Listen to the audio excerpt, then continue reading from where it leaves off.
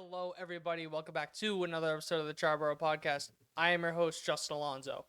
And before I introduce Nicholas O'Brien, there's a saying, you either have a good winter meetings, a bad winter meetings, or a boring one. In New York, you have two of those three. In Queens, you have a bad one. Nicholas O'Brien, how are you doing? Not well. I'm real, like, Diaz, I've kind of gone past. We'll talk about it, obviously. I think Pete is hitting me harder than DeGrom, I which think says so a too. lot. I think the build-up to it is what makes it worse. Yeah. In the sense Like, of DeGrom was just DeGrom, but Pete was Nimmo. Like, what? Diaz, huh? Pete! Like, it was literally like a boom, Yeah. boom, boom. Yeah. I'm not taking this well. Yeah, At I all. don't blame you. But we'll talk about it, obviously. Yeah. And then for the Yankees, you got a boring one. I wish we had a boring one. I am reaching for notes. Reaching, I wish scratching we and could just be clawing. talking about the Rule 5 draft. Yeah. The Yankees made their first pick since 2011. So, yeah. On that note, might as well get into I don't even know what it's going to... The 100 stages of grief you're about to go through in Queens. Let's go.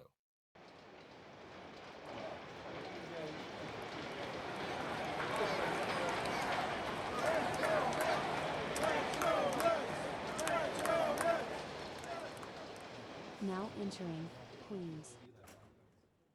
What's going on, everybody? Welcome back to the dark, gloomy, cloudy, rainy corner that we call Queens here on the Triboro Podcast.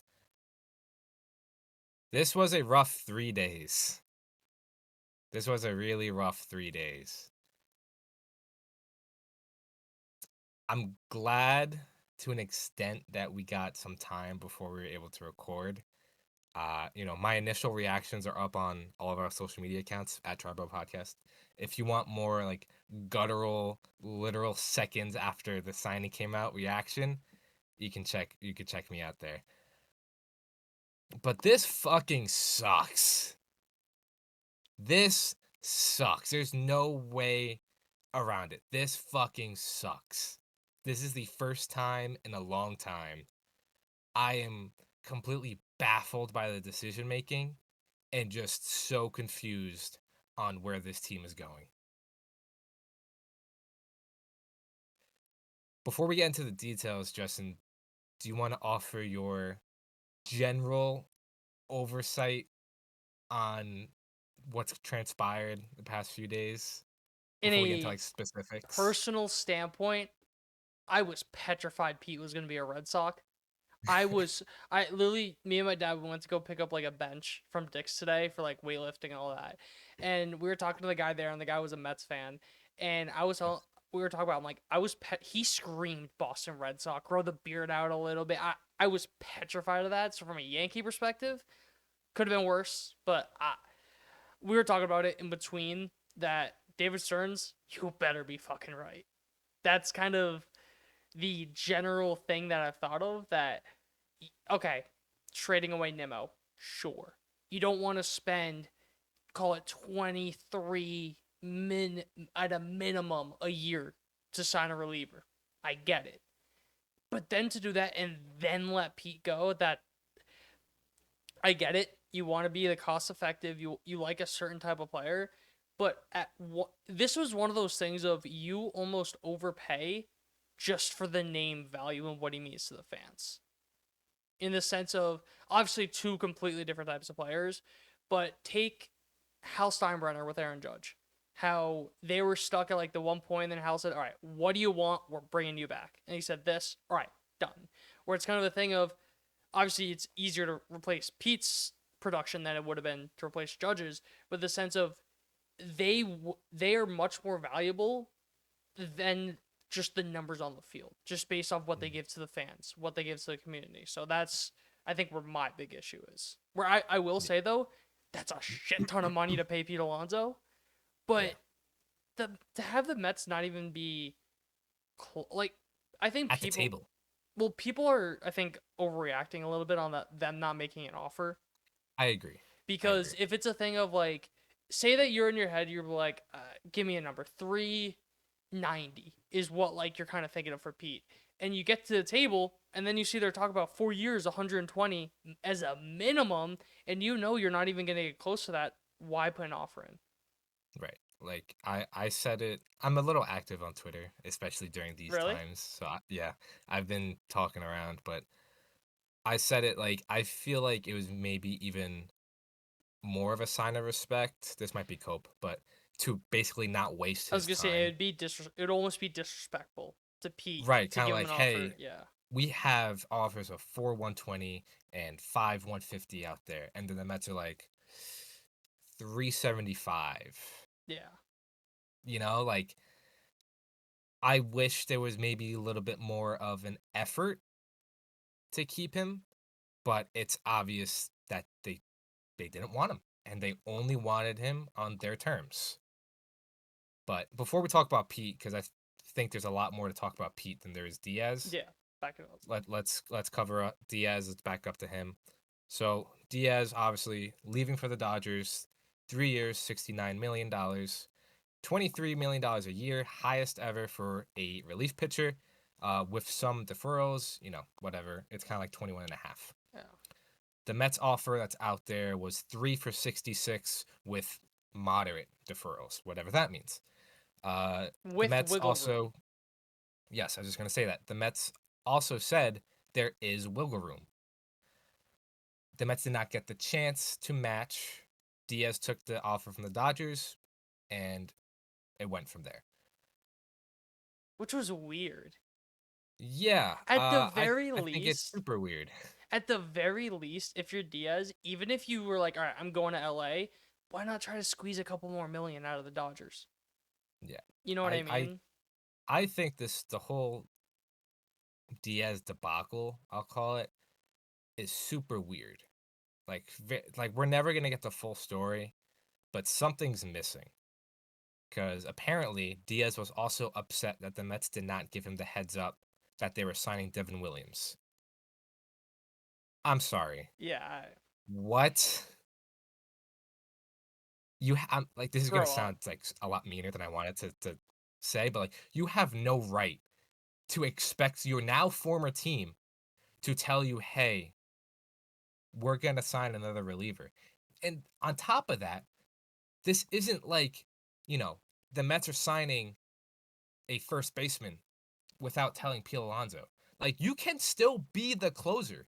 You can still be in this bullpen. Devin Williams doesn't block you from being on the team.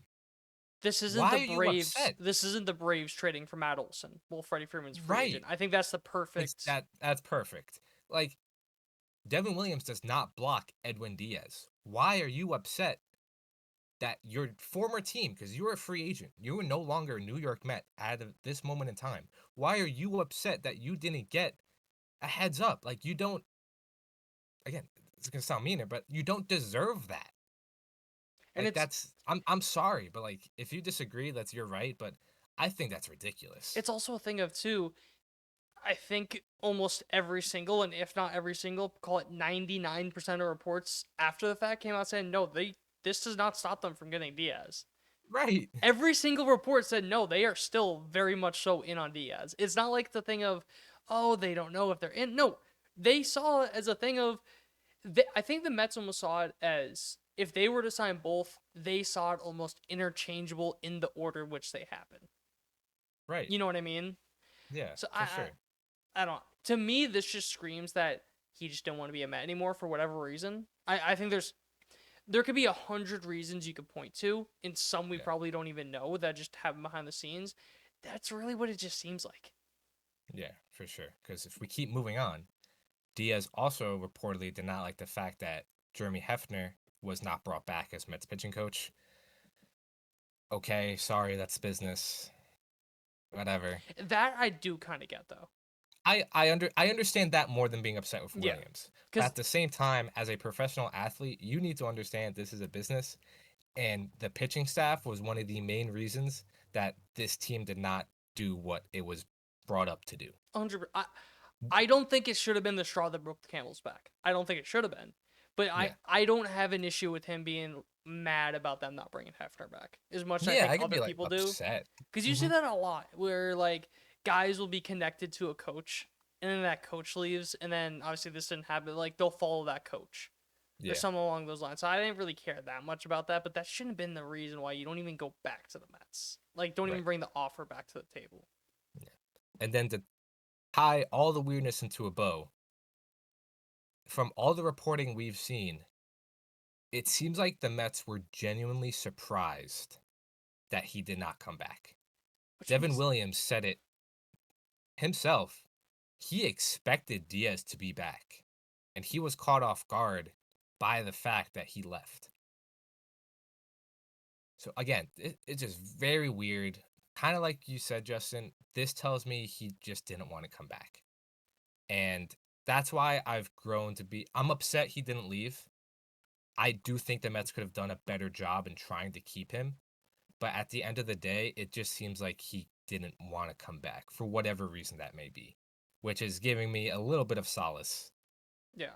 especially given the Pete situation. And you could speculate that reason, but I think it would kind of be pointless because there's so many Yeah. things. But I think you can point out the weirdness, like how we are. Yeah, it's just because, very odd. like I still just don't understand of even if you knew I'm going to sign with the Dodgers, why not go to the Mets, who literally said we will give you more money if you want more money, Yeah. to at least get a couple more $1 million. Or maybe like another year. Or Because like all the something. reports before this was, 5 years for Diaz. He wants the same exact contract he got after 2022. And then you sign for 3 years. Because And then you that's leave the Mets for $3 million more. And then top it all off, John Heyman the other night reported that he had longer offers elsewhere. So again, it's just very, very odd. So I think it comes down to 3 things on why he left. One of 3 things, maybe a combination of all of them. 1, I do not think the Mets put their best foot forward when trying to keep Edwin Diaz. The fact that he only signed for 3 years, I don't understand why. And, I'm not privy to the conversations, but why wasn't there a 4-year offer? Was it more so of the fact he wanted the AAV? Did he not want the security of years as much as everyone thought he would? But why didn't he get 4 years? I would have easily given him 4 years. And if it took 5 to keep him, I would have gone 5 as well. 2, Edwin Diaz wants to win. The Dodgers are the easiest place to do that. you can make an The argument Mets- that's number one. Right. Yeah, true. The Mets can't guarantee that, especially now. Number 3, he just didn't want to come back. For whatever reason, he just didn't want to come back. So, I'm upset that he left. I'm upset at the Mets for not seemingly trying hard enough to keep him. But at the end of the day, I truly don't think he wanted to come back. Yeah. The years thing is just so weird to me because his Yeah. birthday is March 22nd. So he's 31 right now. He's going to be 32 on opening day. So you're age 32, 33, 34, going to be a free agent going into his year 35 season. Do you think it's kind of a thing of he's just trying to get, because I feel like you could get a longer contract at 35 compared to 37. Maybe that, but it's also a thing of the reason he's so good is because he throws so damn hard. How hard is he going to be throwing at 35? Right. Again, like, I thought he would have wanted the security, Yeah. but obviously not. So that's why I kind of think he's, and this is his right. I do think he's kind of ring chasing a little bit. Which again, honestly, good for him. Like, I feel Good for like him. people give that such a negative connotation. You want to Yeah. win? Good for you. It's annoying as Go to hell, the- but good for Yes. It's super annoying. And this is another reason that the Dodgers get everybody they want. And it's more of a reason than the money or the deferrals or whatever. They win. They consistently win. That's something I feel like people don't talk about enough.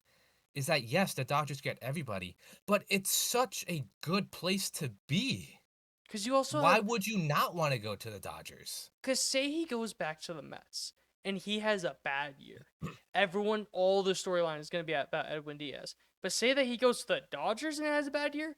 Oh, it doesn't matter because they have Tanner Scott. Oh, it doesn't matter because they could bring back Michael Kopech. Oh, it doesn't matter because they have 5 different rotations that they could put into the bullpen. Oh, it doesn't matter Right. because they have Ohtani. That's all anyone's going to be talking about. So it's literally to the point of if he went to another team, he would have been one of the most talked about players. You go to the Dodgers, got like 6 people that get named before you. So there's a lot less spotlight. There's more spotlight overall, but there's less spotlight on the individual Edwin Specifically Diaz. on him. Yes, I agree. So, the fact that he went to the Dodgers is what makes this 10 times worse. Because now, if the Mets want to win the World Series, whenever they want to decide to fucking do that, you have to go through the Dodgers. You have to go through Edwin Diaz. Like, at least Pete Alonso went to the American League, so he's kind of out of sight, out of mind. Edwin Diaz is now direct competition. That's what makes this so much worse. If he went to the Blue Jays, it would make it a little bit better. But direct competition. So it's super frustrating. And again, I don't understand why they couldn't have gone 4 years. Maybe they did. Maybe it was lesser money. I don't know. But again, super frustrating. I still don't think it's acceptable the fact that they allowed him to leave in as much as it seemed like he wanted to. But again, I wouldn't the go that DS far. I don't think it's acceptable to let him leave. They thought that he was going to come back to them. Yeah, I guess. I do think there is something to kind of what you said earlier about putting your best foot forward. Like, they probably could have put more upfront effort. But Right. in their defense, I feel like what happened with Soto, even like Soto negotiations, they were kind of in. They weren't like the top dogs, kind of like Yankees, Red Sox. And they're like, all right, it's getting down to crunch time. All the chips into the middle of the table. Who's to say Right. that doesn't happen with Diaz too, if given the opportunity? Fair. So. Fair. I'll give you that. But yeah, so, I give the Mets some slack for the Diaz stuff. Because again, like we've said, he probably just didn't want to come back, as unfortunate as that is. So, with that being said, let's move on to Pete, where this becomes 10 times worse. He's leaving the Mets for the Orioles, 5 years, $155 million, $31 million AAV, highest for a free agent. First baseman, Vlad Guerrero has the highest AAV, but that was an extension. The Mets, like we mentioned, did not make a formal offer, and they did not want to go past 3 years for Pete. I was preparing before Wednesday to record and talk about the fact how if the Mets did not want to go further than 3 years for Pete Alonso, we've lost the plot. I understand the skepticism with a player like Pete Alonso. Trust me, I see it too. An aging, right-handed first baseman that goes opposite field a lot. He does not pull his fly balls. I see the red flags. But to not go past 3 years, like you couldn't go 4. I think 5 years is fine. I think the money is more of an issue than the years. I think 5 years is perfectly fine for Pete Alonso. And if I'm wrong, I'm wrong. But they just didn't try with Pete. And we'll get more into it because the reported Red Sox offer is for 3 years, $85 million, with the $35 million option at the end of it. So the total value is about $120, which is about where I thought it would be. In a vacuum, I probably would not give Pete this contract. If you want to talk more about the contract specifically for a minute, this is a lot of money for Pete Alonso. This is more money than Freddie Freeman. This is more money than Matt Olson. The only guy, first baseman, making more money than Pete Alonso is Vlad Guerrero Jr. Who is like 8 years younger? Right. Or it feels like it. Obviously he's not, but it feels like it. It's like 4 or 5, something like that. It's a lot a lot of money. And it seems like the Orioles were kind of bidding against themselves.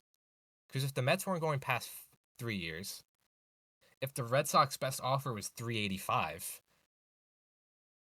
I don't want to say this was a desperation move from the Orioles, but at the same time, it's reportedly they offered $150 for Kyle Schwarber. He went back to Philly. So in my eyes, it kind of just seems like, all right, we missed out on Schwarber. Let's just give that money to Pete Alonso. And I feel like that's what kind of happened, because apparently this deal formulated very quickly as well. Yeah. So I do think the Orioles kind of bid against themselves, which in that case, I guess good job to the Mets for not getting involved, because I think again, it's it's a lot of probably money. more Boris.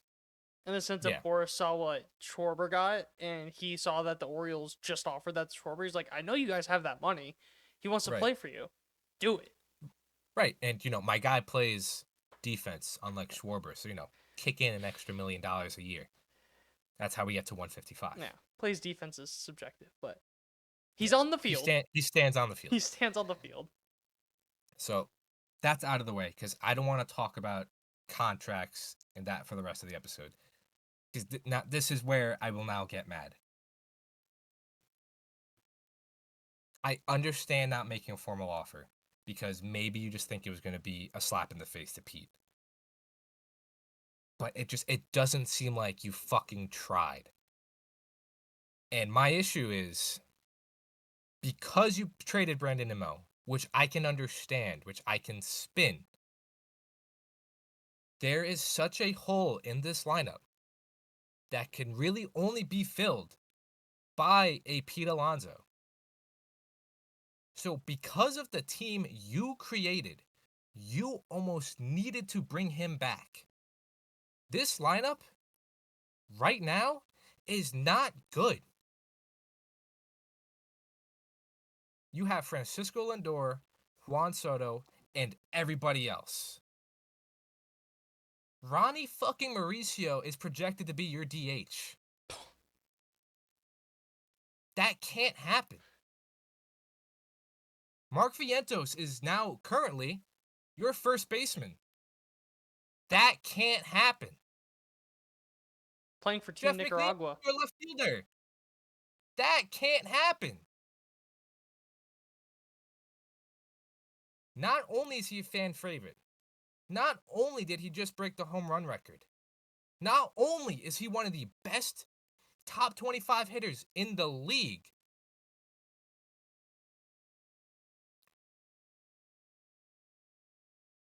I don't think you made enough of an effort to bring him back. And that's obvious, because you didn't want him. And that fucking sucks. It's so hard to take out the emotional perspective from this. And the one thing I'll give David Stearns is he has some huge fucking balls. Sometimes you need to put emotion into it. Because like I'm right now, rest of the Met fans are 10 times worse. Obviously, when push comes to shove, when the season starts, it's going to be different. But people don't want to go to games. People don't want to buy tickets. People don't want to buy jerseys. Because who the fuck are you buying a jersey of not named Lindor or Soto? And then you got the rumor swirling about Lindor now. And Right. That, I think, is just a bunch of crap. I don't even want to get into that. But how? How do you let this happen? This, say what you want about Diaz, this is unacceptable.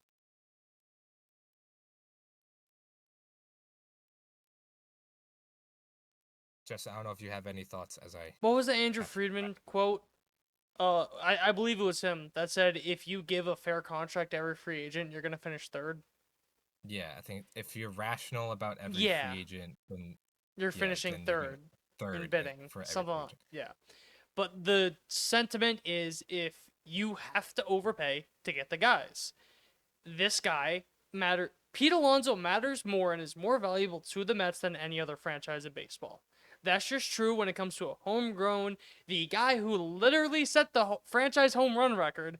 When it comes to those type of guys, they are much more valuable to their team than they are to anyone else. That's why you'll see guys that are like 40 years old get re-signed to their teams, and the reason why is because they mean more to that franchise than they do to anyone else. And the difference is Pete Alonso can still play.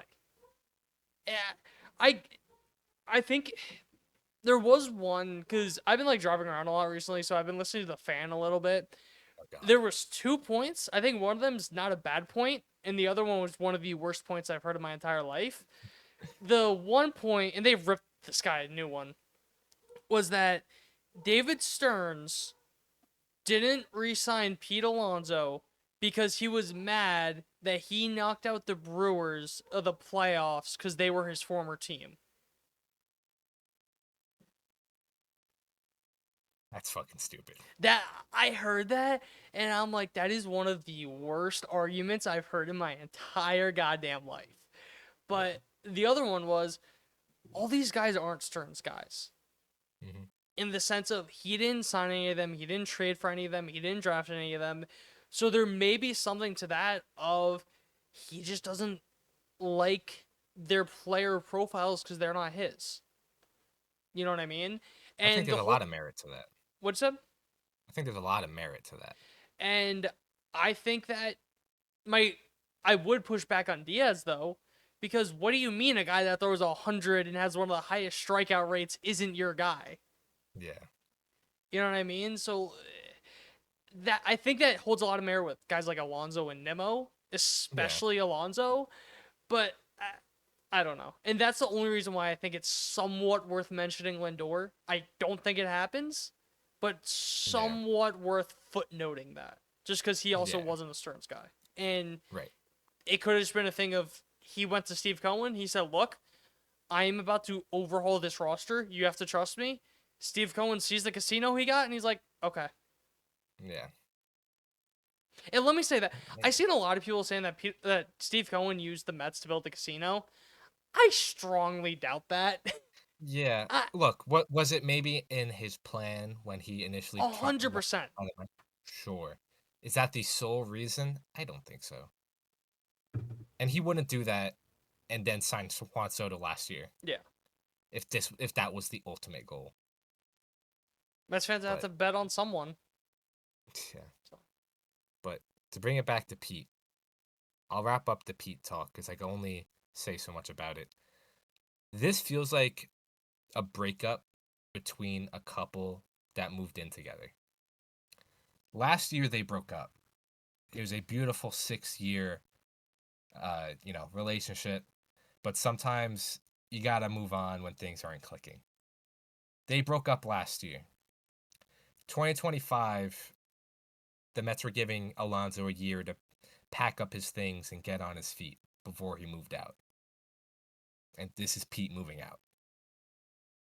You know, you dealt with each other and you were cordial as roommates, but eventually you knew he was moving out. I thought you were going to say then they come back together. And that was the thing, like, oh, they get back together. And then, because then I was going to make the joke, give it a year and a half before rumors of Pete Alonso getting traded to the Mets start coming back? Yeah. But look, if surprised is not the word I would use by the fact that Pete left. I am not surprised.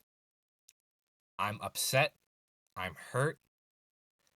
I'm not surprised. If you saw how these negotiations went last year, you should not be surprised on how this went. Doesn't make it any less hurtful. Doesn't make it any less painful. But I'm surprised it's the Orioles. I'll tell you that much. But I'm not surprised he left. I'm more surprised how it happened rather than kind of like what you're saying. I'm a lot more surprised how it happened and what went into it than that. And my thing too, like, why the fuck do you want to go to Baltimore? Like, I'm talking the city. Like, why would you want to go from New York to Baltimore? I like Baltimore. I don't know, but Baltimore is also the one place that's offering you 5 years, $155 million. That helps. That helps a ton. Uh, But yeah, have fun playing in that minor league stadium, but I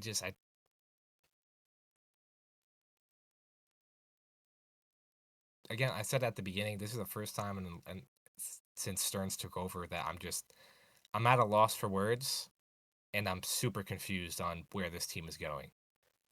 I could spin, the Brandon Nimmo trade. I can spin Diaz leaving to the Dodgers. Almost. I could spin Frankie Montas. I saw the maybe good in Frankie Montas. Oh my god, the fucking coping you were doing with Frankie Montas with the this, the that. I spun that too. Not this. Not this. Like, where are we going? Like, what's the plan? You know what I mean? Like, what are we, what's the goal? Are we competing in 2026? I don't know. Or what? Soto and Lindor are the only two contracts on the books for 2028. Like, again, what's the plan? The rotation going into the offseason was the biggest issue. Assuming Pete comes back and things like that. I don't think so anymore. This bullpen is terrible. This lineup is terrible. The lineup is mediocre at best. I'll give it that because, you still have Soto, you still have Lindor. Those are two guys that can carry a team. But, like, what's the end goal? I can see Diaz and Williams being almost a wash. I can see that outcome. But, like, what are you doing for first base? What are you doing at DH? What are you going to do in the outfield? You still need an outfielder. Or two. I'm going to put my tinfoil hat on, even though we kind of just, said no to this. But, yes, Cohen just got his casino. Is he more focused on casino? Like, are we penny pinching now?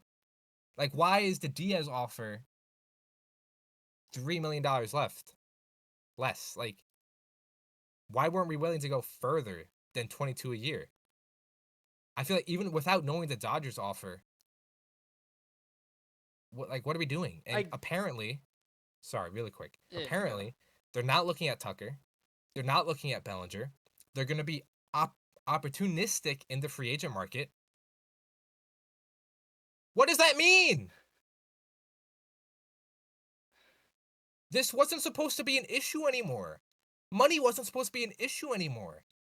I know some of these free agents, there's a lot of issues with them. There's a lot of red flags with them. But how the fuck are you going to build the roster?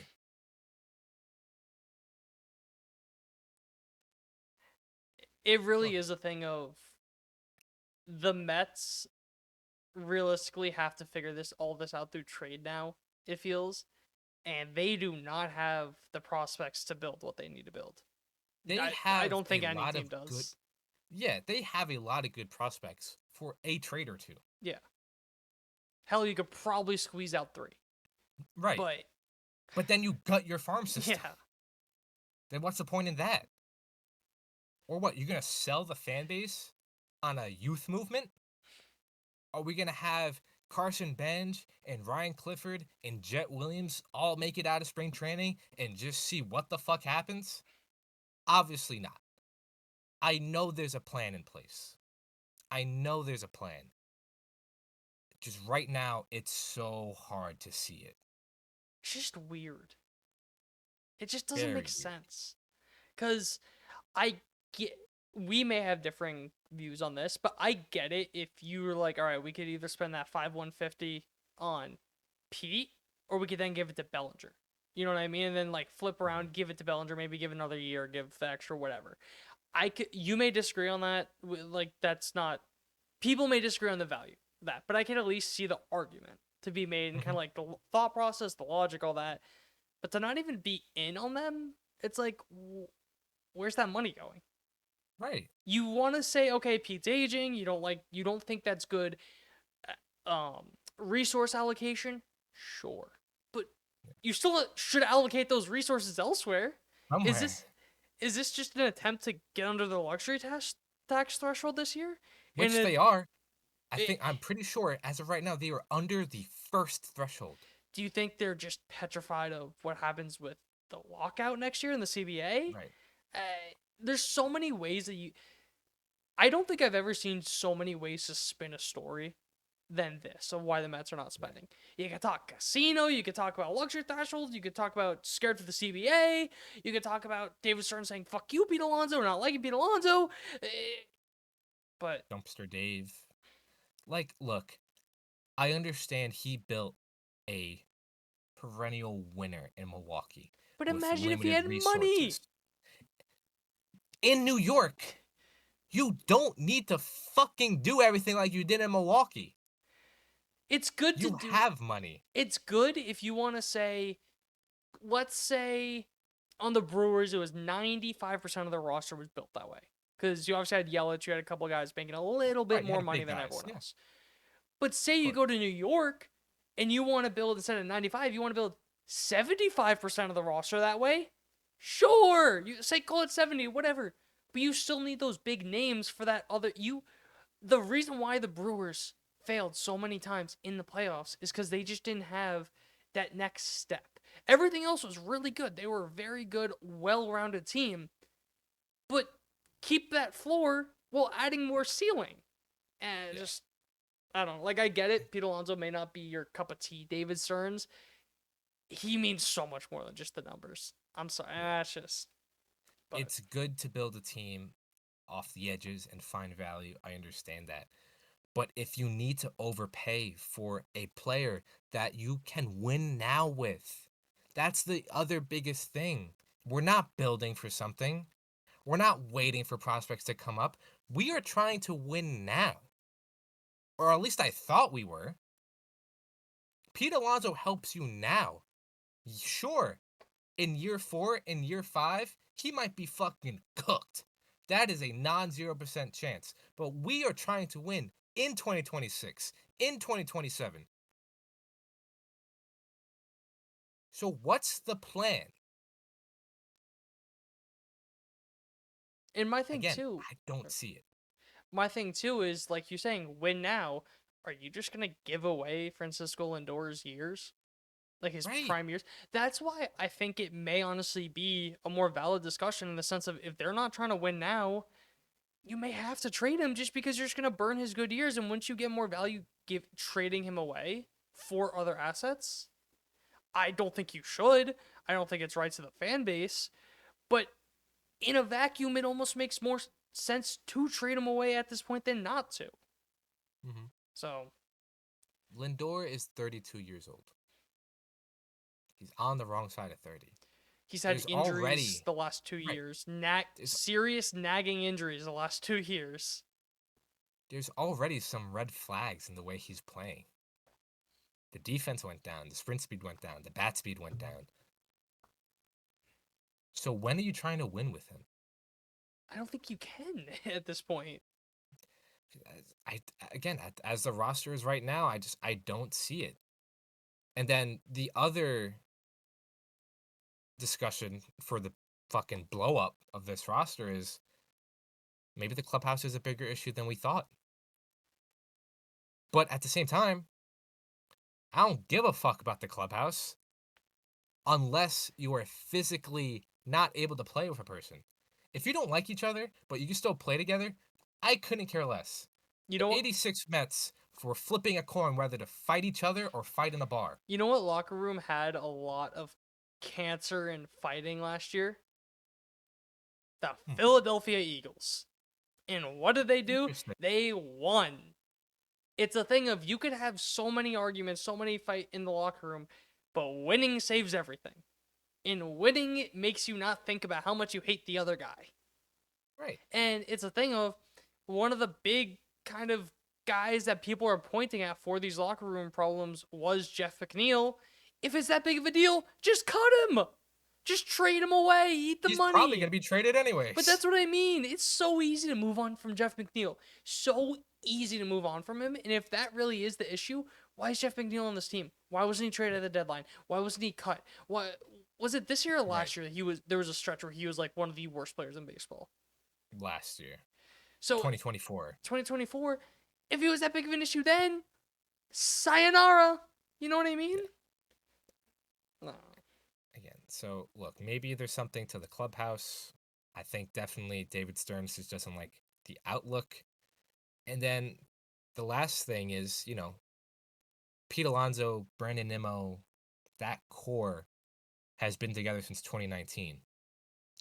They've had 2 playoff appearances and 1 pushing past the wild card round. So, look, the other argument is, yes, the core didn't win anything. And yes, how many times can you keep running back the same players and expect a different result? Valid points. Pete Alonso wasn't the issue. Pete Alonso didn't stop you from making the playoffs. Pete Alonso wasn't costing you the playoffs. So, I don't know. It's a lot. I do think this entire offseason is a lot more nuanced than people are giving it credit for. Kind of just like, oh, David Stearns doesn't like him, so he's not signing him. There's so much that goes into it. But at the end of the day, I'm so confused on what this team is doing. And for the first time in a long time, I have little to no trust in this front office. You cannot replace Pete Alonso. You can on the field, but you're not replacing Pete Alonso to me or to thousands of other Mets fans. There's no replacing that. And David Stearns is going to have to figure out a way to do so. So the last thing on the roster, before I kind of tie everything up, is now, building this roster, how can you justify trading for rentals? I don't think you can't trade for Tarek Skubal now. Yes, this roster I'm looking at right now is going to be different by spring training. But as of right now, if I have to trade for Skubal tomorrow, why am I going to package the future for an unknown roster? That doesn't make any sense. Lou Bob goes out the window. Freddie Peralta. Yeah. That doesn't make sense. Any other rentals that are fleeing my mind? I just don't think they make sense right now. I'm not sure how in the Mets were, but Brendan Donovan has 2 years left. Yeah, that doesn't make sense either. So, you almost would have to be looking at pre-arb guys if you're really gonna trade for someone. Yeah. And I will say there is a lot of buzz going on that for whatever reason this year, a lot more teams are looking for major league player for major league player rather than major league player for prospects for whatever reason that may be. But that is kind of a little bit of the buzz that was going on in the winter meetings. Yep. So I understand this core didn't win anything, and I want nothing more than the Mets to win. If the Mets win, then, we're not talking about Pete Alonso, Edwin Diaz, and Brandon Nimmo. I really wanted it to be this core. And that's what's going to sting the most. I wanted it to be Brandon Nimmo, Pete Alonso on that parade float. And it fucking sucks and kills me that that's not going to be the case. So I'll leave it off with this. Backing up, macro look. This can still be a very exciting offseason. There's so many, for better for worse, there's so many holes this team needs to fix that there's so many different paths that they can go. And again, in what I assume is the plan David Stern had all along. So, look, they don't look competitive right now, but I'm sure there's a plan in place, whatever that might look like. Again, it just sucks it's not with Pete. It sucks it's not with Nimmo.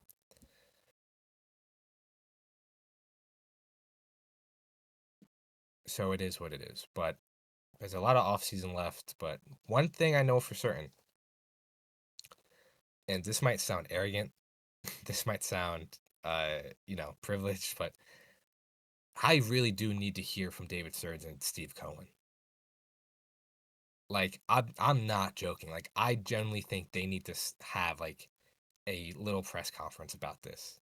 Because these are some big-ass moves that need explaining. Need explaining. I think that may be the worst part. The worst part is that there's no explanation and there's no vision. Right. Like, as fans, there is no vision to be seen or no direction of the team as a whole. That's the most debating calling. That's the most concerning part, I think. Frustrating? Yeah, that's what I was saying. Concerning is a little bit of a stretch, Yeah. but frustrating. Worrisome, I think is the best word. Yeah. It fucking sucks. That's the main message of this episode. I know it was ranty. I know it was all over the place, but it fucking sucks. I'm gonna miss Diaz. I'm gonna miss Alonso with my whole heart. That was one of my favorite players in Pete, and a reliever that had probably the worst ever opening season with the team that soon then became so beloved by the entire city. So it really, really sucks losing those guys, and they're not going to be easy to replace on the field and off the field. So with that being said, Justin, if you had nothing else, take us away. Gonna be a long couple of months. I think if we're getting dramatic, maybe a long couple of years. Yeah. So on that note, We'll I have will to see. take it away into the Bronx.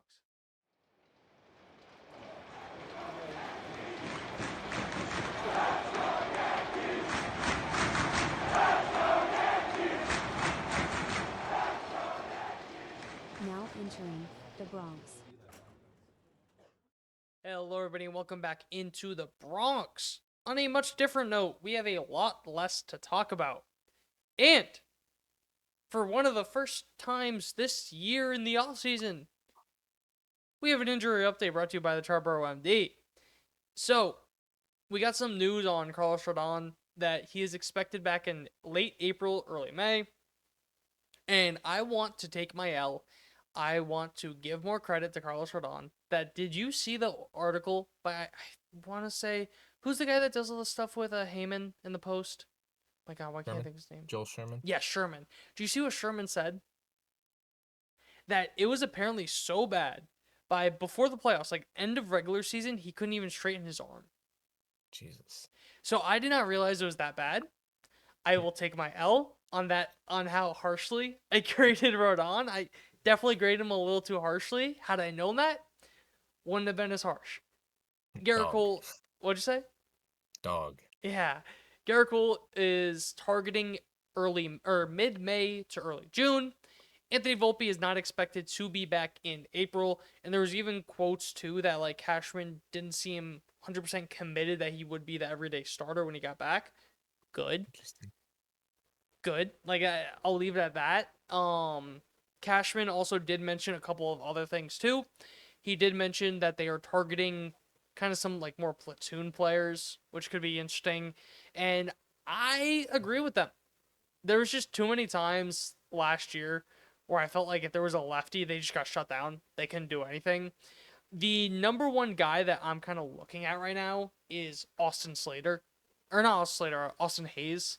I think he would just be the most phenomenal platoon player to have on the team. Absolutely murders lefties. He's played in the division before. He kind of has some familiarity with the pitchers. I would love Austin Hayes. There has been a little bit of linkage between them. You also have guys like Austin Slater, Ahmed Rosario. I've said in the past, I would love to see what Austin Slater actually looks like instead of him pulling his hamstring in his first at bat. Yeah. So that that's he also did describe the market as moving at glacier speed. Cashman did. I would agree. It's very slow. I forget who it was. I want to say it was Jim Bowden, however you want to pronounce his name. How he wrote an article that a lot of people believe that if the winter meetings had one more day, there would have been like 100 moves. Right. Just because there was a lot of stuff that got like really close but not Yeah. finalized. And had they had another day, and that kind of goes back to I forget if we didn't record before it, but a lot of people's flights did get delayed. So instead Yeah. of them talking on that Sunday night, it there was none of that. It was people just getting into their hotels. So then people are starting Monday morning.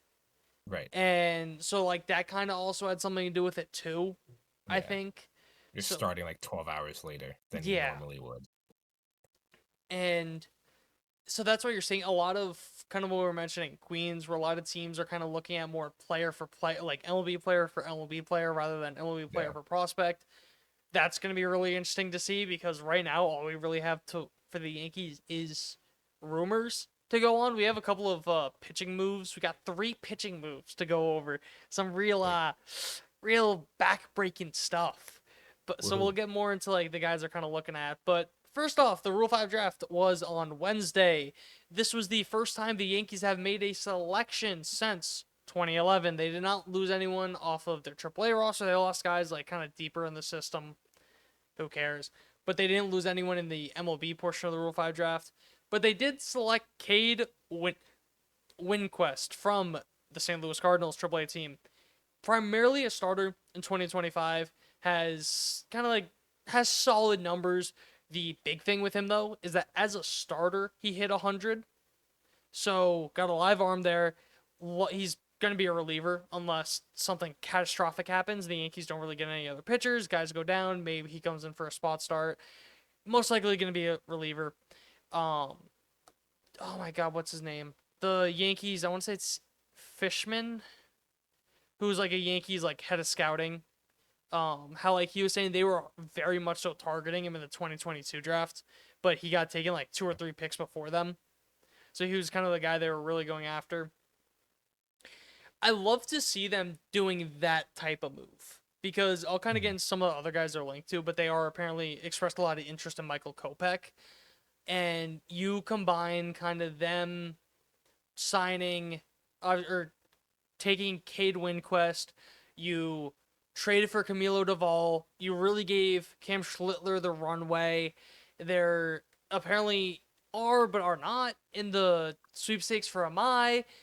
A lot of this says that they are starting to value Velo a lot more. And I think that's been the Achilles heel of this Yankees pitching staff the last year or two.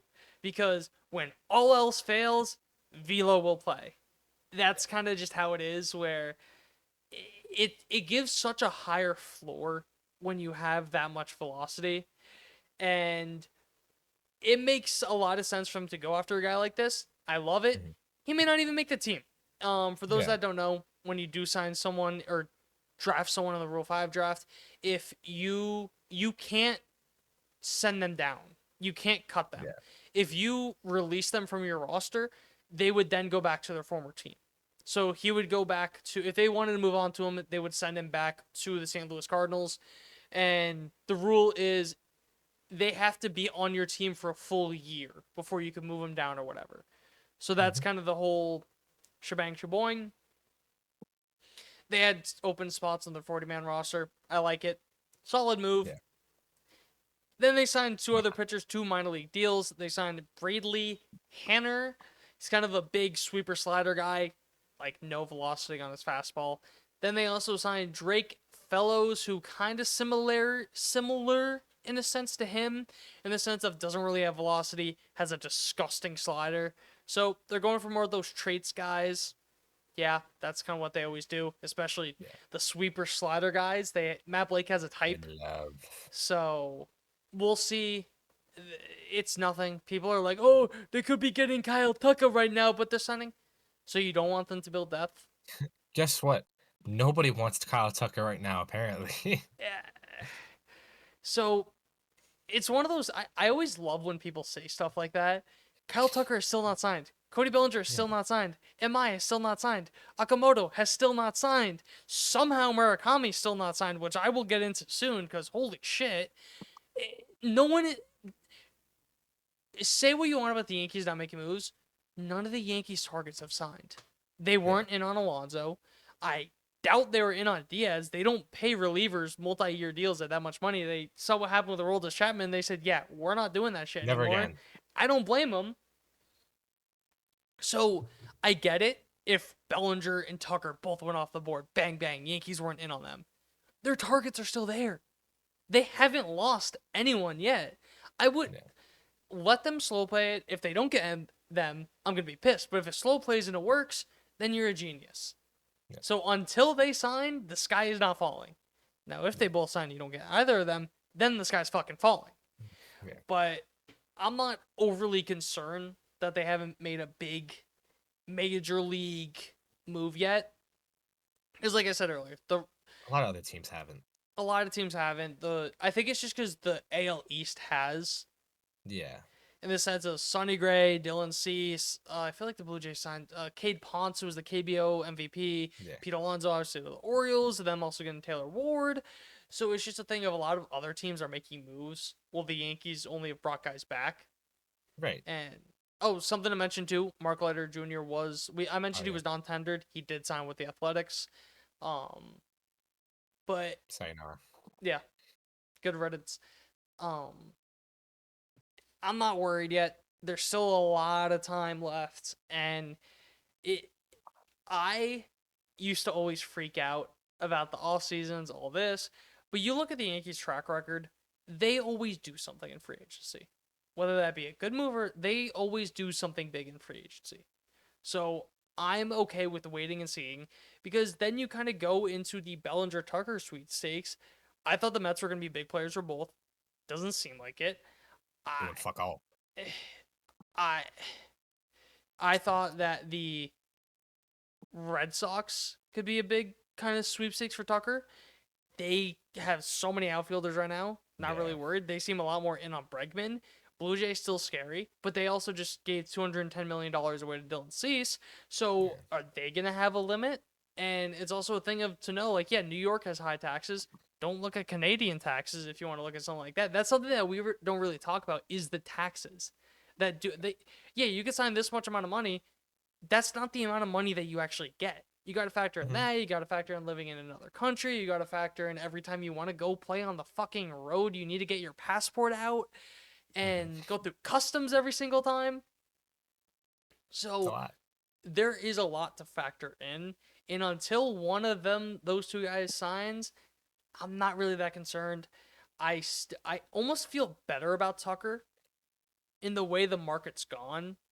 Yeah. Where it almost seems like the Yankees were out, but now they're slowly creeping back in, while other teams are kind of coming back a little bit. Yeah, I mean, call me crazy. I'm starting to have a hard time seeing him get 300 mil. Wait, do you see what the report was about the Blue Jays? That they're still in on him. Well, there was a report, I don't know who it was by, but that the consensus around the industry was that the Blue Jays were willing to give 400 mil. Yeah, but if that's the only team that's doing so, then that also sounds like, why give him that? That also sounds like, he likes the Yankees. Hey, the Blue Jays want to give him this much money. Yeah, maybe. You know what I mean? Kind of something along those lines. Yeah. I don't know. He might come in at a shorter term. Look how good it worked for Pete Alonso. Look how. Yeah, I guess. Don't look at Alex Bregman, maybe potentially regretting it.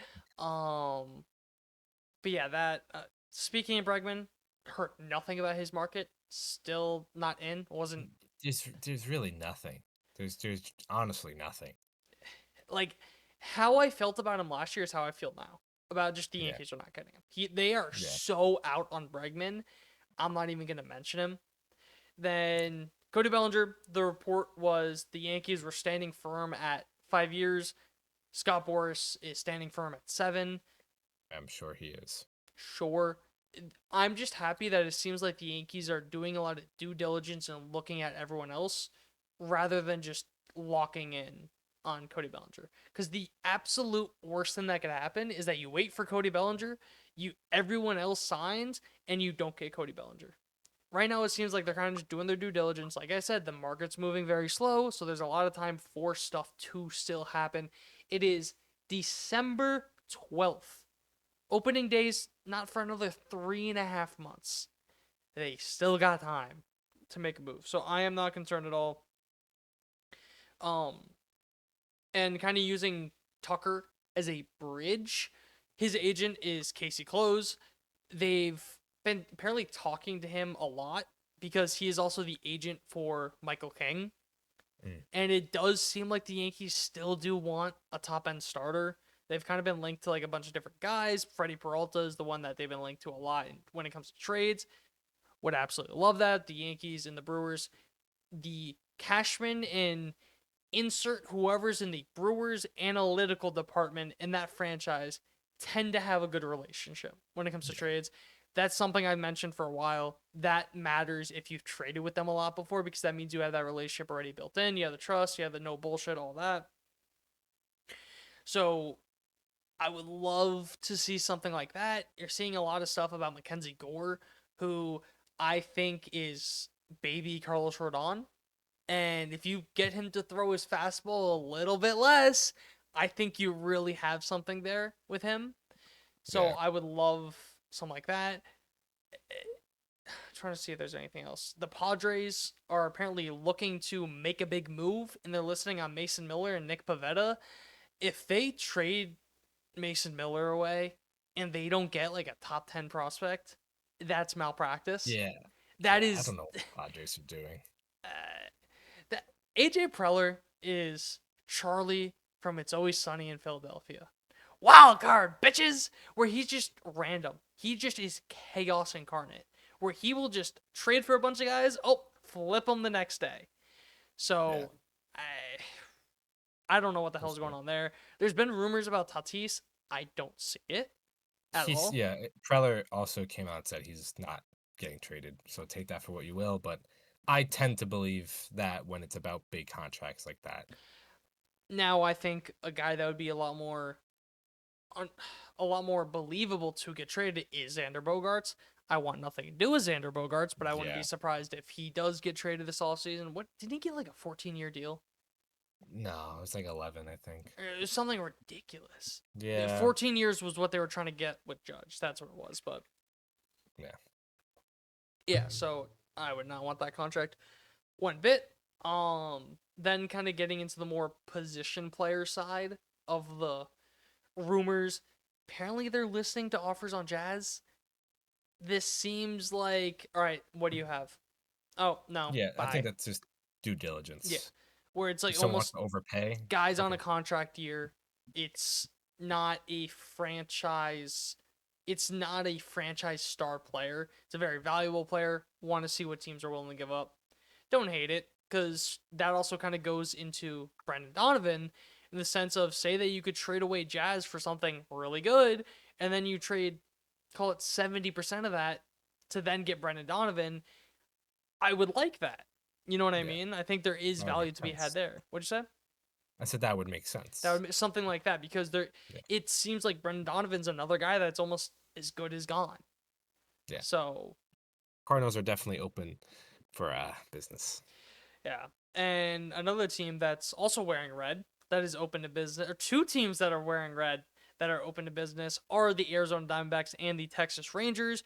The one that I'm going to talk about first is more likely. Ketel Marte seems like he's also has a really good chance to get traded. Yeah, he seems gone. There are some weird things with Ketel Marte when it comes to like just how much he really wants to play and kind of like that type of stuff. Clubhouse stuff and attitude. But that being said, awesome contract, very manageable. I forget what it is, but it's like 6-1-10 or something like that, where it's just very good player. Yes. So we're like, that's another thing. Like, say you trade Jazz, but then you get Ketel Marte. Yeah. Because I would say that Jazz and Ketel Marte are number 1 and 2. I'd give the edge to Ketel Marte. But if you trade away Jazz, and then it's almost a net neutral, and then you get Ketel Marte on a very manageable contract for the next couple of years, hell yeah. Yeah. Then the other one that I think I may flip the fuck out if they get him. The Rangers are listening to offers on Corey Seager. Yeah. I do not know. I think this is almost due diligence. I think I was just gonna say that. I That's don't what I see him think being too. traded. But if you could swing a trade for Corey Seager, I'm bought back in. Yeah. Like I'm sorry, that is the perfect guy that the Yankees could use right now. Because I still do think that the outfield isn't as bad as people are making it out to see. The only reason why I'm like so set Kyle Tucker is because you can improve the outfield, and he's also the best position player on the market. So that's kind of the way that I'm doing it. But shortstop's also a big need. It's probably your second biggest need on offensively. That seems fair. Like, Yeah. so I think you can make an argument for third base. I wouldn't. I've seen a lot of people doing it. I think that's a little harsh on McMahon because I think he still does provide a lot of value at third base. Yeah. But if you could find a way to swing a trade for Corey Seager, I don't give a shit that he's a lefty. I don't. Yeah. I really don't. So that's kind of it for the position players and what's kind of on the market, how's that's kind of looking. Then going into the overseas market. Did you know that Murakami has to sign in 10 days? Yep. And you've heard nothing about him. You've heard nothing about Murakami, and that is just the weirdest thing on the planet. I don't know where his market's going. I don't even know where he's going. I'm almost now more open to the Yankees signing him because his market is so depreciated. Yeah, at this rate, you'd think he would have to take a smaller deal. Like, he may take a 1 or 2 year deal at this point. Yeah. So that's going to be almost a thing of he could prove nothing by going back to Japan.